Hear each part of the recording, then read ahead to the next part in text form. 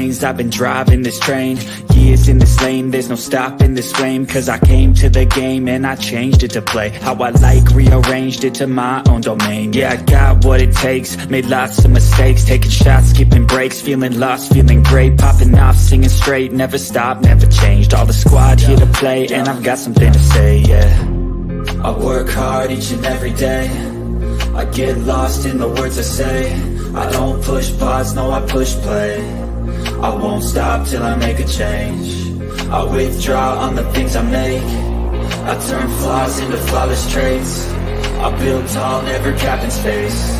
I won't stop till I hear him say, oh, oh, la, la, la, la, la.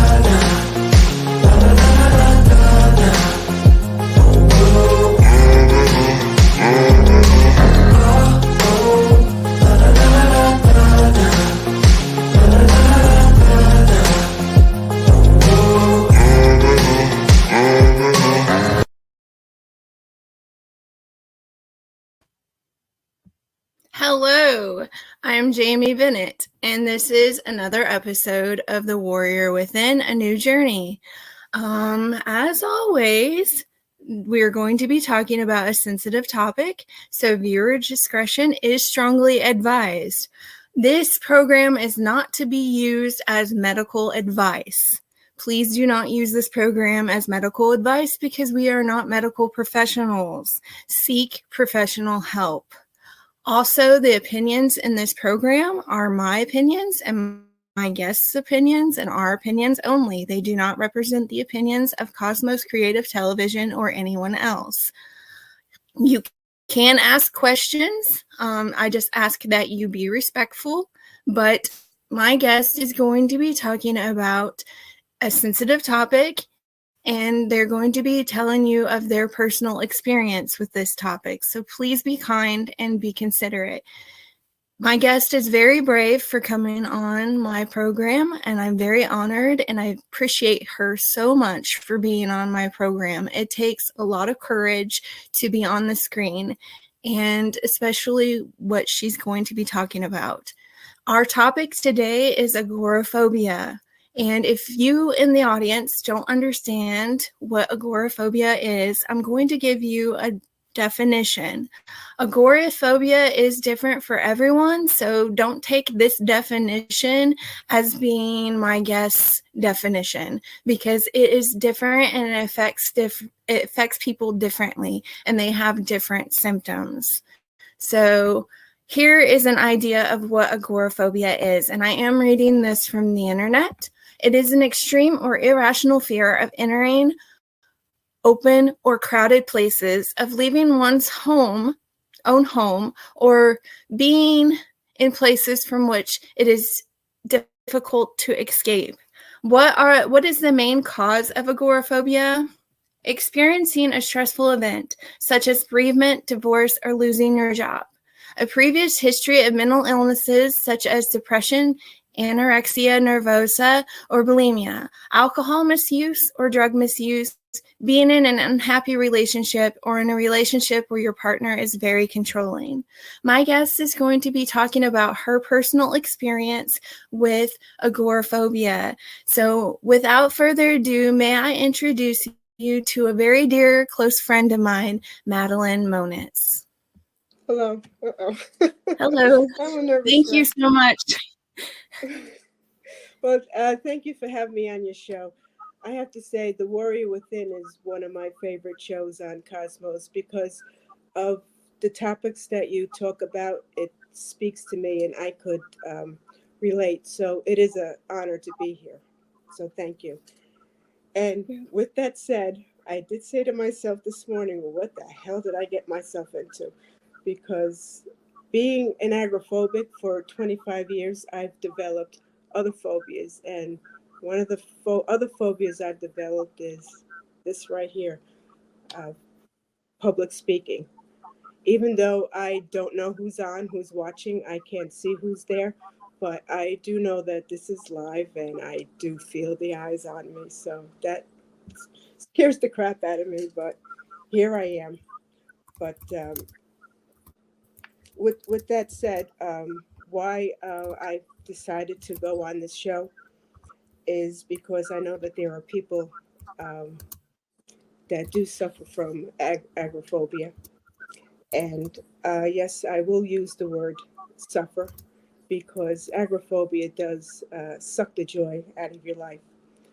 And I do have my notes right here because I am a nervous wreck. And when I get nervous, my mind goes blank. So I need to make sure that I have everything I want to say. But when agoraphobia gets untreated for too long, you do become housebound and you become reliant on others to take you, uh, whether it's grocery shopping or to your doctor's appointments. So I am hoping that people will benefit from this, whether the person is struggling with agoraphobia or they have a friend. At least, you could help understand that person and maybe be a comfort to them. Agoraphobia is basically a fear of leaving your home alone, using public transportation alone, going to the marketplace alone, driving in your car alone. Alone is the key word. It's doing things alone. And being an agoraphobic is embarrassing because you are an adult and you feel like a 25-year-old child that still needs to hold mommy's hand wherever you need to go. So you tend to avoid situations that you feel trapped in that you can escape. And like for me, I have a fear of going places that I've never been before. See, I won't travel to some place to find a new place, because I have this fear of getting lost. And now, I'm still in the state of Connecticut, and I'm still in the United States. So how the hell lost can I be? But an agoraphobic's fears, our views on things kind of get distorted, and it becomes uncomfortable. And see, now I'm getting nervous because my mind is going blank. But basically, you don't feel safe leaving outside your home, and you become a dependent, and you become reliant on others, and basically become a pain in the ass.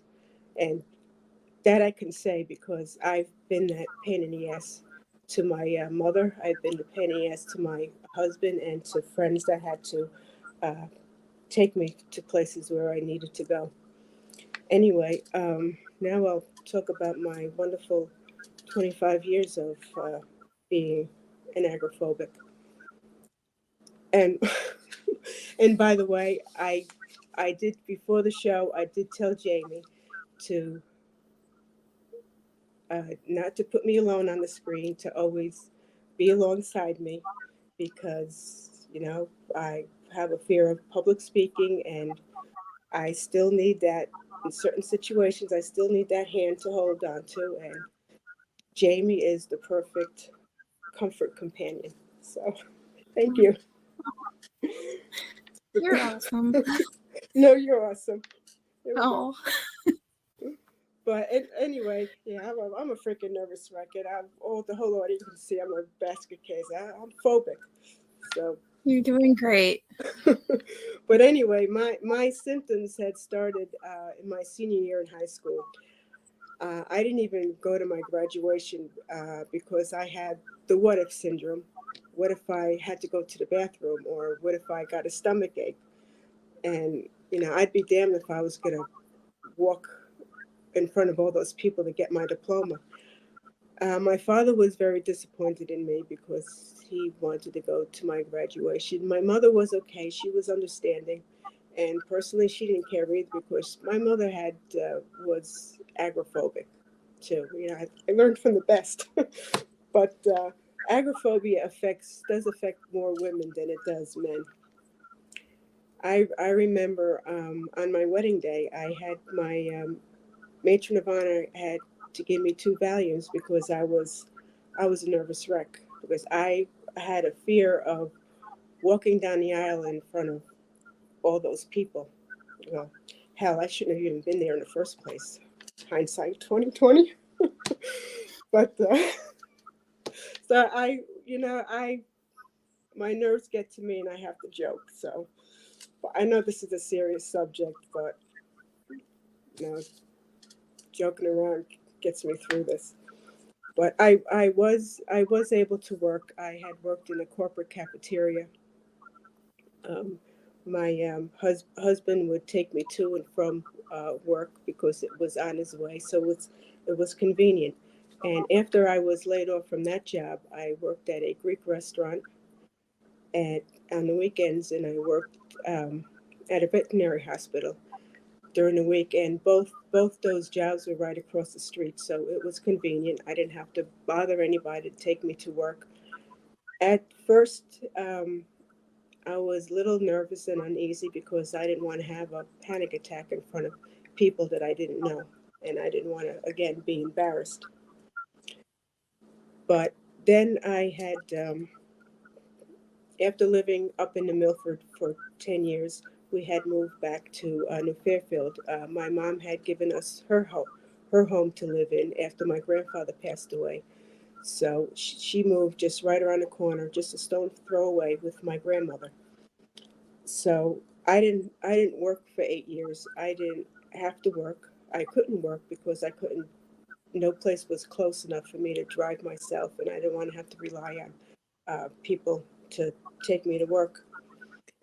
But it was okay because at that time we only needed one income. One income was enough because we didn't have no mortgage or we didn't have no rent to pay.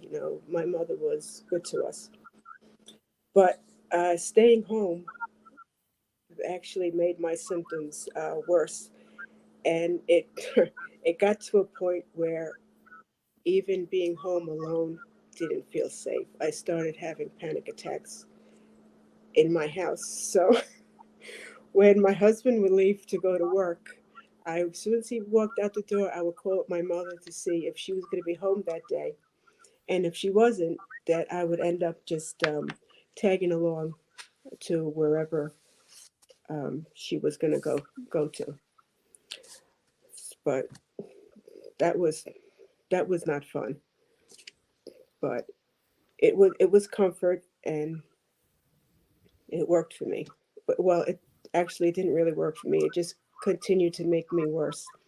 My dry throat, excuse me. My doctor at that time saw my he was a new doctor to me, and he saw my struggles with agoraphobia. So he referred to me to a psychotherapist, which she was very nice. Um, she, I had arrangements with her, gave her permission that she could talk to my doctor, discuss whatever, because she wasn't qualified to prescribe medicine, but he was. So she worked right along with him. And after a couple of sessions with her, she had told me that my doctor had said that I was the worst case of anxiety that he has ever seen. I was a real, oof, I was a piece of work. I still am at times, but going back in my early 20s, I was referred to a psychiatrist after I had a full blown panic attack and went straight to the emergency room. I was surprised that they didn't put me in a freaking padded room then, but it was a bad one. And but this psychiatrist was not a good match. All he wanted to do was just prescribe meds, and I was on different meds. It was trial and error, and they just made me feel worse. Just me personally, some medicines work for people. It didn't work for me, and actually, I developed a new phobia, and I still have that phobia today. I have a fear of taking pharmaceuticals because of it. But anyway, I remember my last appointment at that psychiatrist's office. He had told me that I needed to grow up. So I got up and I told him that he needed to go to hell, and I went straight out the door and never went back. It takes a while to find a good therapist, and I know being an agoraphobic and dealing with phobias, it is very sensitive subject, and you do become defensive, and you do become sensitive because like I said, agoraphobia sucks the joy out of your life. But this new therapist, she was a woman and she was great. She did cognitive therapy with me. As an agoraphobic and being one for so long, you develop your way of thinking is gets distorted. And when you have this what if syndrome, you're automatically setting yourself up for failure. When you get in the car, I used to think as I would get in the car, what if I start getting dizzy? Or what if I have a panic attack? What if? So you're setting yourself for failure. And my therapist would say, so what if you got in the car and got dizzy? You just pull to the side of the road and you just calm yourself down. She kind of helped me to try reason because an agoraphobic has irrational reasonings and we just can't reason.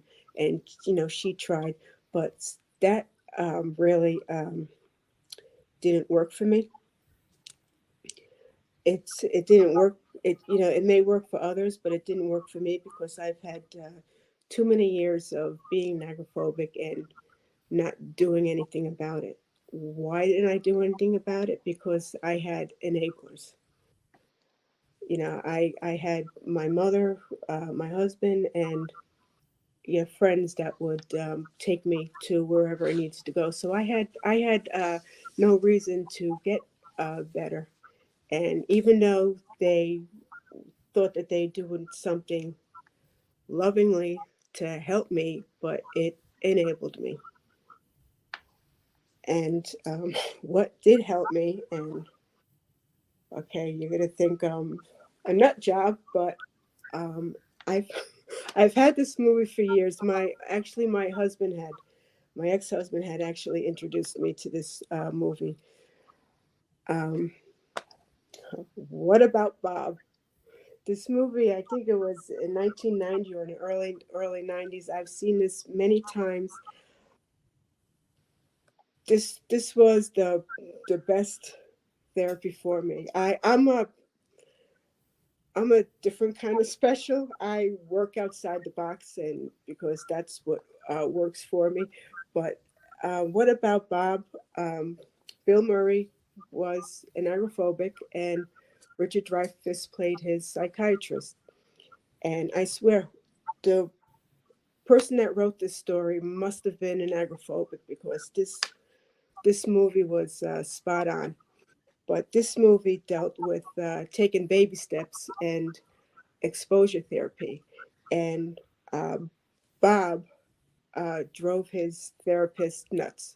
Bob became Bob became a pain in the ass to his therapist. And yeah, us agoraphobics can be a pain in the ass because we become needy. We become needy because we're not dependent. We're not independent, excuse me. We depend on others. So yeah, it could be a pain in the ass. But anyway, I remember this movie because I probably seen it about 50 times, no lie. Because whenever I would have anxiety, I always would put this movie in, and it's a comedy. It was funny, and it would make me laugh at the stupid things and my stupid thinking. Because I would look at Bob and it's like, boy, this guy is a real idiot. But it's true. I guess I'm an idiot too, but it helped. Anyway, with this new therapist that I was going to, um, my friend would always take me, would drop me off, or she would wait in the waiting room or drop me off and go on errands.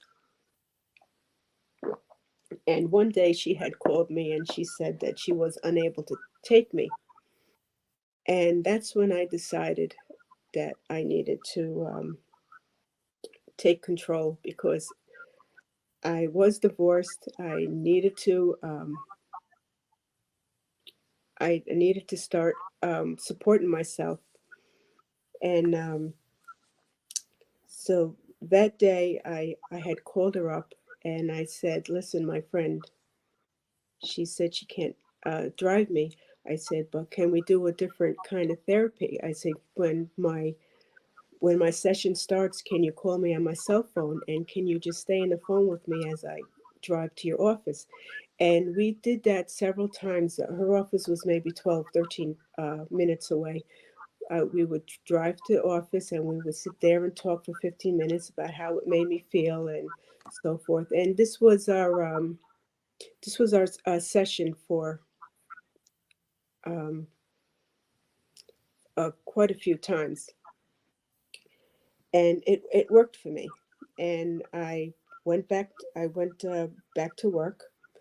I started working again for a friend's cleaning company at night, and I also started working at a deli during the week, during the daytime. And this I was doing pretty good for several years, about maybe 6 years. No panic attacks, no phobic moments. But then I started feeling weird again. I would have these explosive headaches that would make my body turn to jello, and I would feel like I was literally passing out. So, yeah, it scared the hell out of me, and I thought that my agoraphobia was coming back with a vengeance. So every month, there I was at my doctor's office, the one that thought that I was the worst case of anxiety, and I insisted that there was something wrong. I insisted, something's not right. And because of my anxiety, he dismissed me. The last thing he said to me was his diagnosis was, "I'm obese, out of shape, I'm depressed, I need a boyfriend." So once again, I got up and I told him, "You need to go to hell," and I never stepped foot in his office again. I then It's been a year since I seen any medical doctor. I was just totally done. Being phobic and extra sensitive, I just had it. But the only doctor I would see would be a chiropractor. And eventually, my chiropractor, he was retiring, so I had to go see a new chiropractor. I'm talking too much. My throat is dry. You're doing So great. I need something stronger than just water. Bring out the vodka. I don't know. No, actually, I don't drink. But anyway, so I started going to a new chiropractor, and he was different. He was a different chiropractor. He wouldn't crack me, twist my neck, or anything like that. And he took his time, and he was a little more personal than what I'm used to with other chiropractors. And I he would ask me personal questions, and I would tell him my history of anxiety and agoraphobia, and I told him how my agoraphobia was coming back after being several years free from it. And he's after each appointment, he saw that I was struggling with it. He saw I was exhausted, and there were several times where I had to have my mother take me to my appointments because I just couldn't drive there. So he decided to do a neurological workup on me, and he saw that there wasn't something that wasn't quite right, but he couldn't figure out what it was. So he sent me for an MRI of my brain, and yes, I'm claustrophobic. Also, had to go in that little tight squeeze tube with a helmet on my head, but I did it anyway. And in the MRI, it did reveal that I have a Chiari malformation, which is a serious neurological disorder. It's a structural defect at the base of your skull, so my brain is herniated out of my skull and into my spinal canal. So I have all these lovely symptoms from Chiari malformation, which is a great trigger for agoraphobia, and that's what was triggering my agoraphobia. So now that I know that my symptoms are a reality, that they are real, even though panic attacks, they are real, but I had a medical cause for the way I was feeling, and I had no control over them. But at least I knew. And one thing, a physical ailment can trigger agoraphobia. Um, Vestibular function, a weak vestibular function can trigger agoraphobia. And from having Chiari malformation, I do have a weak uh, vestibular function. So also a physical ailment is also another cause for agoraphobia. I know every time I go to the grocery store, I get dizzy. Too much stimulation, sets my freaking head spinning. So grocery shopping is a challenge, but I do it anyway because I'd be damned if I'm going to become uh, dependent again, because now it's just me living alone. So don't have a choice. But when I do go shopping, I go little. I don't do a major grocery shopping. I go little by little and just do more frequent trips just to keep my symptoms at bay. I still do struggle a little bit with agoraphobia because of my illness, but I do pick up the phone, when I'm either home alone or I'm out. I do pick up the phone and call somebody when I have really bad Chiari symptoms that I just can't ride out. So sometimes when I can't ride out my symptoms, my friggin' sets me off into panic, because let me tell you something, some of these Chiari symptoms scare the crap out of me. I don't have any control of my Chiari symptoms, but I do have control of how I react. And I'd be damned if I'm going to put myself back into that um, agoraphobia. Bad enough that Chiari sucks the life out of me. I don't need agoraphobia to suck the joy out of me too. So I don't want to be back to what I was years ago. Uh, Agoraphobia is a very complex uh, disorder. It's a complex fear, and if you wait too long, it does make treatment a lot more difficult. And so, getting help is important. And like I said, it sucked the joy out of me. I've lost friendships, and I'm laughing because I'm nervous. You're okay. And I don't want to cry, but You're doing good. one thing agoraphobia did rob me. Okay, let me gather myself. You're doing good. One thing agoraphobia did rob me of is becoming a mother, because I had the fear of being pregnant. So agoraphobia sucks. It does ruin your life. And that's my sucky story. You did a really good job, Madeline. That's so agoraphobia is very it's very serious, and anybody that suffers from that, instead of being embarrassed about it like I have, get help and do something about it. Wow. Thank you for sharing that with us, Madeline. I think that, now I gotta find my hole and bury myself. I don't want to. No, you did an amazing job. You're so brave for being on here. Thank you very much. We appreciate you telling your story. You inspire me, Jamie, because Oh. you're brave. You inspire me, and and I'm blessed that I have somebody like you as a friend. We've had Oh, many, I- one thing a lot of people don't know is we've had many personal, private conversations, and you are very comfortable to talk with. You've been through your shitload yourself, so it's like you're you're very understanding, and I'm grateful that I do have you as a friend, and I'm grateful that you did give me this opportunity to speak up. Well, I appreciate you being on my show, and I love you so much. I love all my friends, and I'm just so thankful that through the internet I got to become friends with you and a lot of incredible people.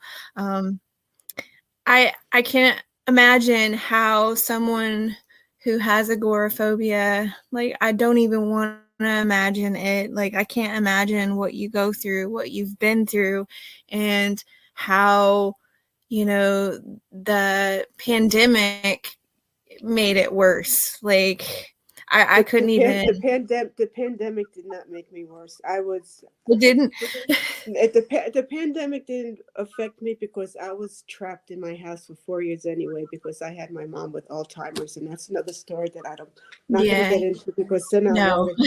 I'll have a mental breakdown. But I have to say one thing: being an agoraphobic for 25 years, and one of the biggest fears of an agoraphobic is the doing stuff alone, and the fear of the panic attacks. And right now with me, right now I live alone. I am alone. Family's gone, and I have Chiari malformation, which brings, so I basically am living my worst nightmare of, especially being an agoraphobic.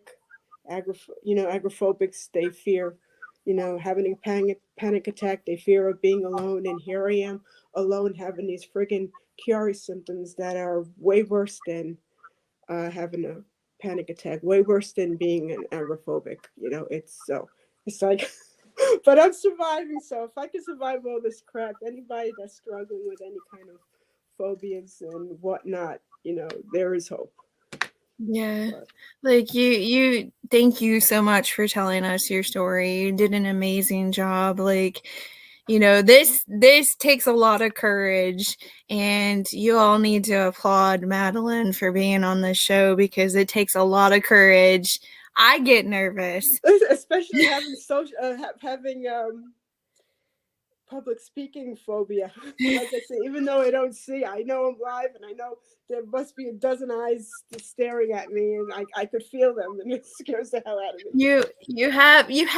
You have friends in the audience, and I know. very much love you and appreciate you, and they are showing you a lot of support. So So thank you all for that. whack job. No, you're perfect just the way you are. You're perfect. Like, you did an amazing job, and like I said, it takes a lot of courage to do this. Like, I get nervous. I've done this for 20 plus years. Like, a lot of you don't know that, but I have a degree in this, and I have done interviews with celebrities, and I still get nervous after doing this for 20 plus years. Okay. I'm okay. She's okay.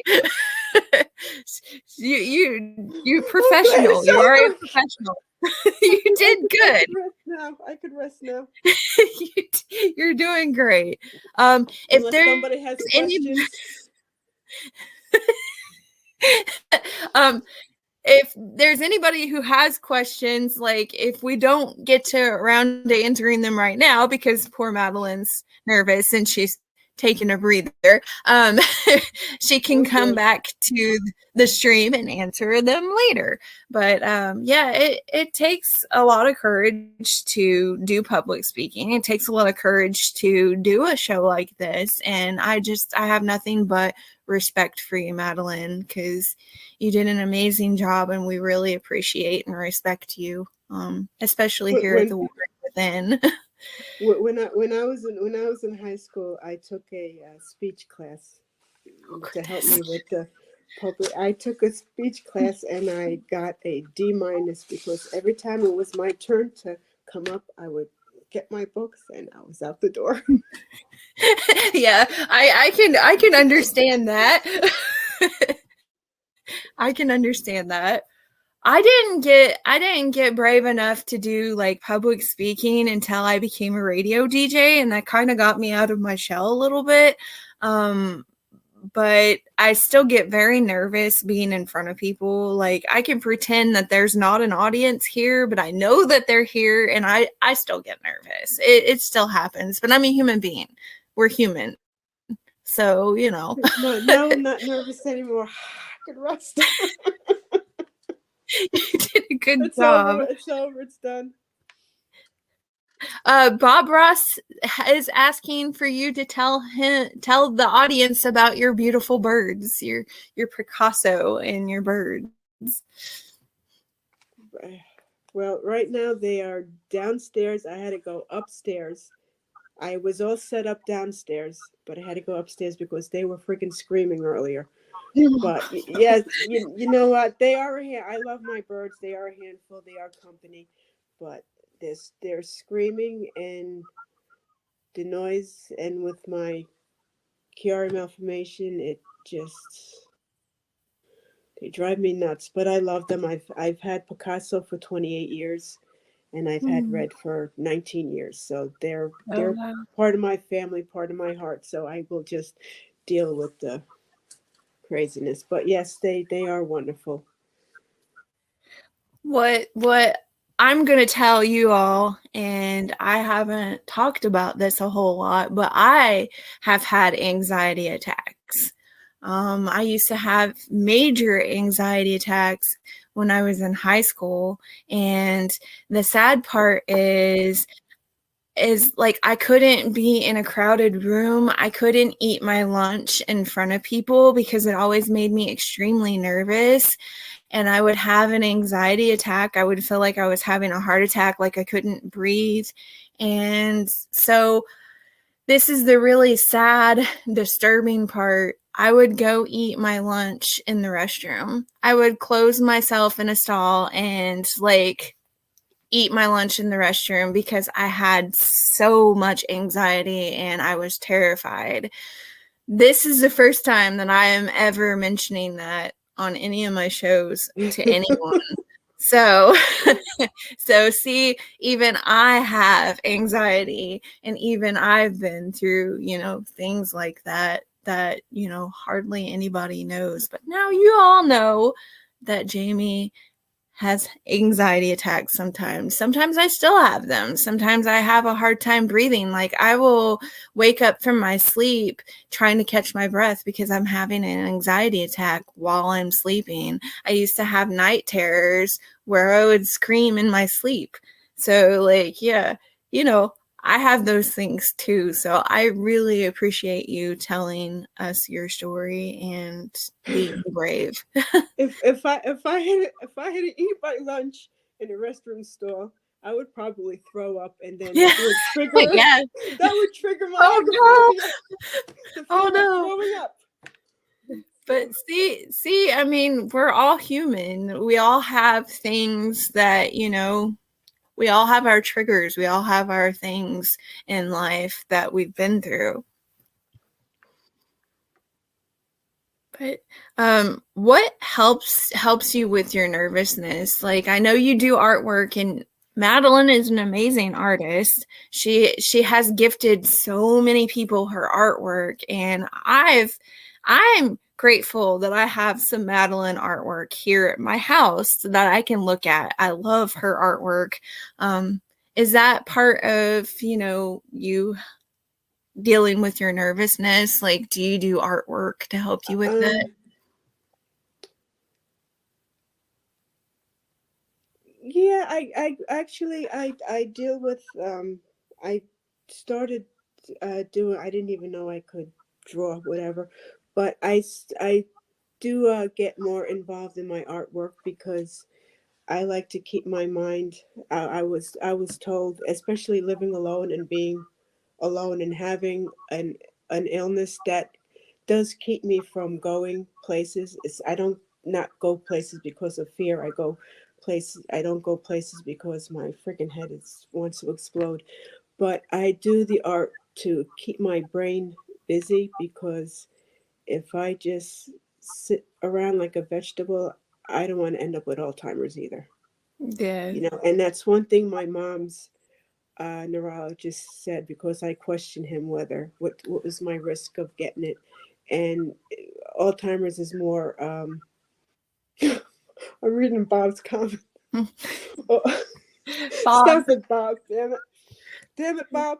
But Alzheimer's is more environmental, and what my mom's neurologist told me to do is get out and exercise, which I do walk. And he says, keep your mind busy, keep your brain working. Don't, sitting around and watching TV is not gonna, that's just gonna destroy it. And that's basically why. And I enjoy it, and I do enjoy making art for people. I very rarely keep a piece for myself. And I just, what's the point of just keeping it hidden? Nobody comes and visits me or whatever. Nobody's gonna see it. So I just, I enjoy giving my art. We all appreciate it. I appreciate it. I love the artwork that you sent me. It's wonderful. Maddie's also a really good baker too. She bakes. And I got Jamie's piece of art. This is Ember. No. So I'm not getting enough. I don't want to see it. I don't want to show my backside, so I'm not. You're doing good.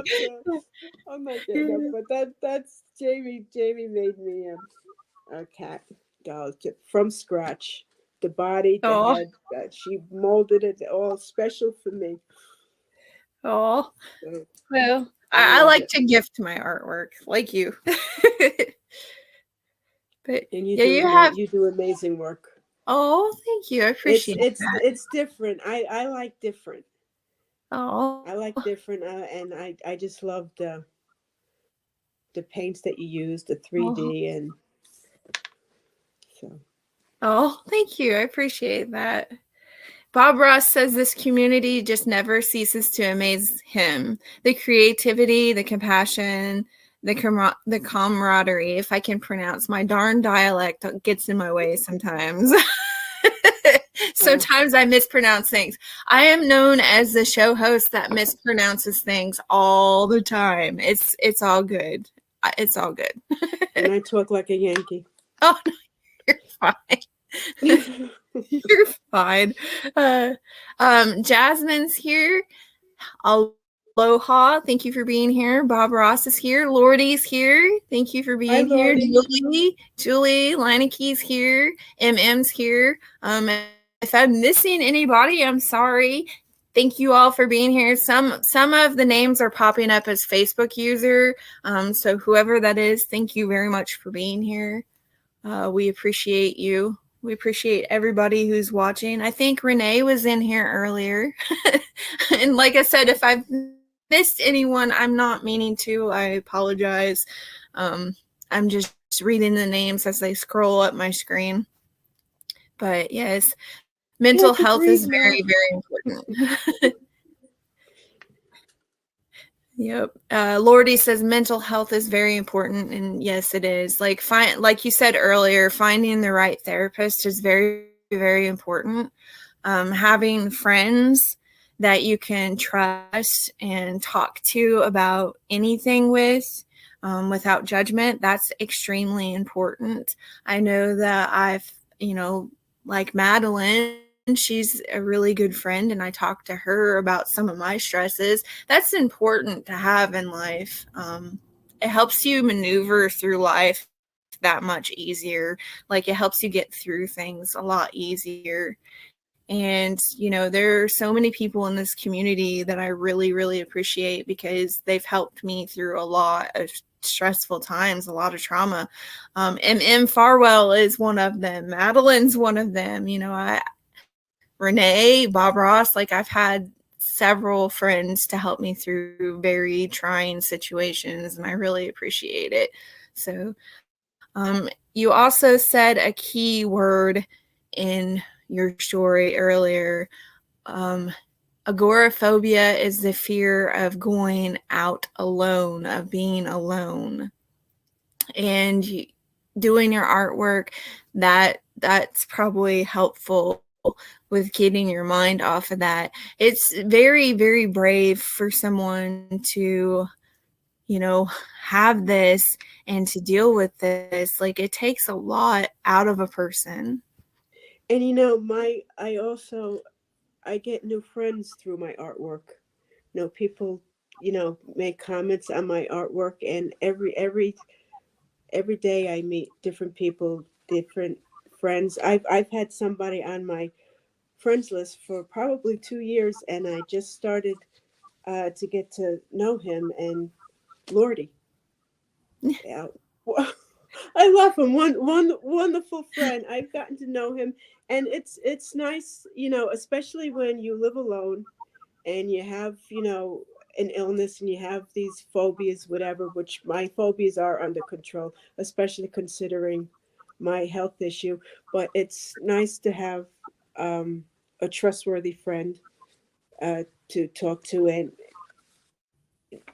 I, just from the community, I keep on getting more and more wonderful friends that are easy to talk to. So thank you, Jamie, for being wonderful. Thank you, Lordy, for being wonderful. January, Julie, all these. If I forget to name anybody, sorry, because I'm a nervous wreck. You're doing great. Everybody in the community is wonderful. And we have a lot of great people. We have a lot of great people, and they're especially great for putting up with me and my craziness. You never know what to expect out of Jamie. Like, you just never know.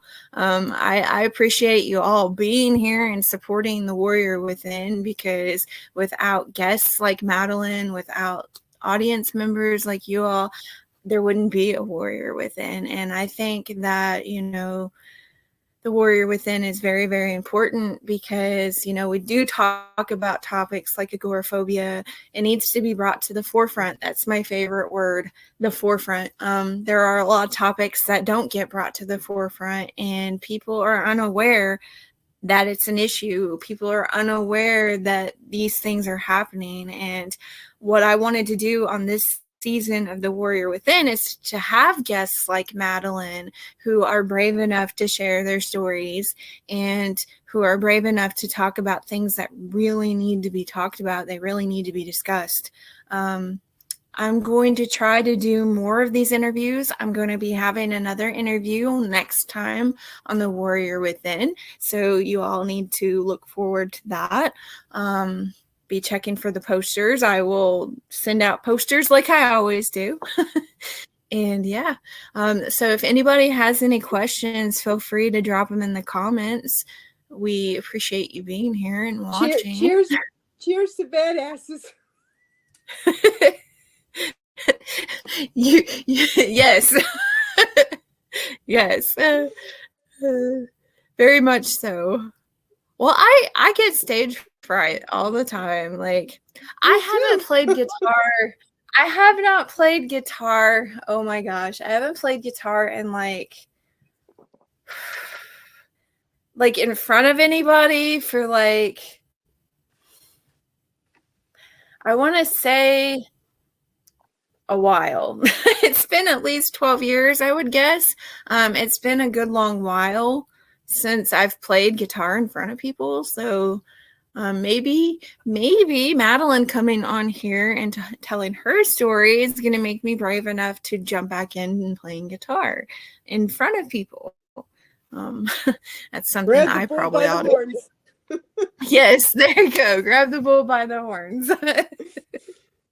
But yes. Wow, you got so many people sharing love in the audience. I love it. I love it so much. Thank you all for supporting. Love you all right back. I'll have to go back and check out the comments.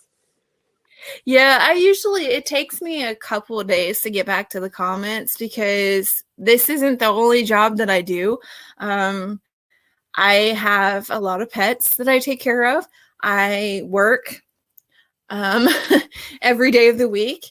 And I do productions that aren't live. Like I'm constantly doing something. Like I don't think that I take a moment to breathe very often. Like a lot of people think that I just do this and that this is what I do, but there's a lot of things that I do behind the scenes that people don't know about. And I'm not one to brag or talk about it. I will not, I won't do that, but I do a lot of things behind the scenes. But this show is not about me. It's about my awesome friend Madeline. This show is never about me. It's about my friend Madeline. It's about you too, Jamie, because without you, this wouldn't be a show. And this is an amazing show. And like I said, this is one of my favorite shows on Cosmos because this show speaks to me.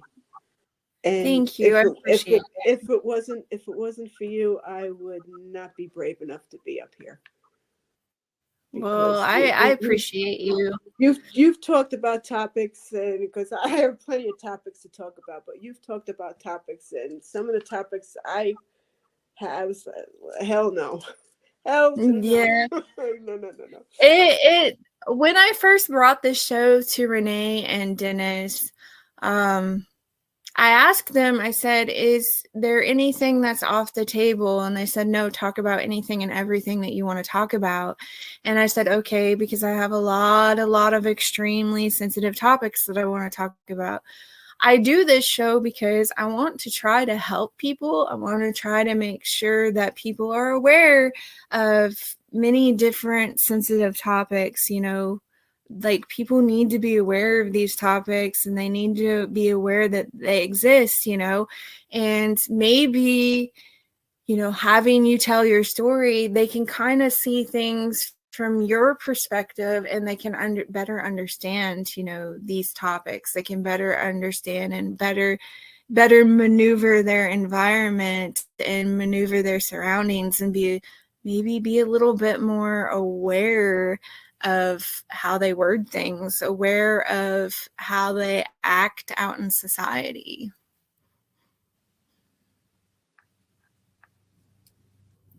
But thank you very much for being on my show. Thank you to all the audience members. We love and respect you all so much.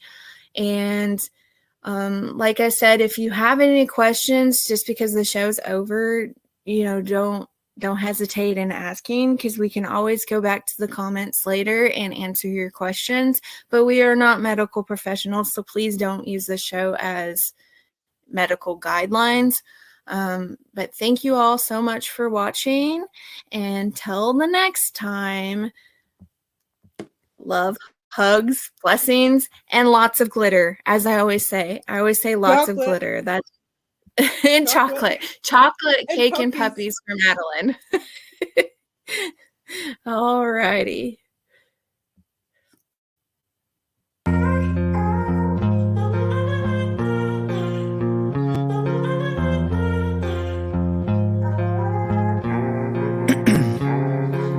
Ice in my veins, I've been driving this train. Years in this lane, there's no stopping this flame. Cause I came to the game and I changed it to play how I like, rearranged it to my own domain. Yeah, I got what it takes, made lots of mistakes, taking shots, skipping breaks, feeling lost, feeling great, popping off, singing straight, never stopped, never changed. All the squad here to play, and I've got something to say, yeah. I work hard each and every day, I get lost in the words I say. I don't push pause, no, I push play. I won't stop till I make a change. I withdraw on the things I make. I turn flaws into flawless traits. I build tall, never capping space. I won't stop till I hear him say, oh, oh, la, la, la, la, la.